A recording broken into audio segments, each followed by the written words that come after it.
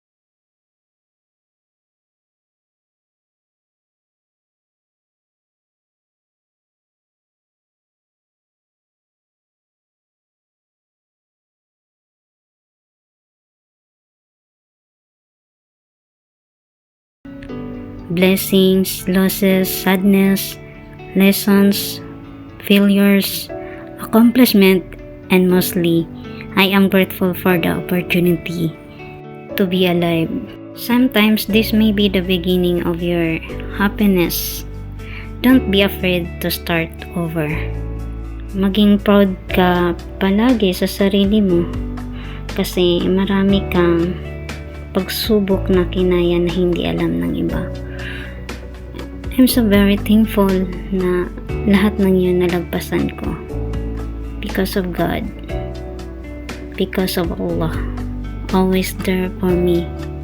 Thanks to God and to my family, loved ones, that being there always for me to support.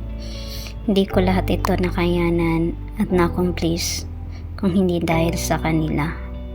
I'm so thankful and fully recovered. Start over again. Thanks finally. Sasabi ko, I made it. Don't forget to like, subscribe, and share para updated ka sa next upload ko on my next videos. Thank you for watching. God bless.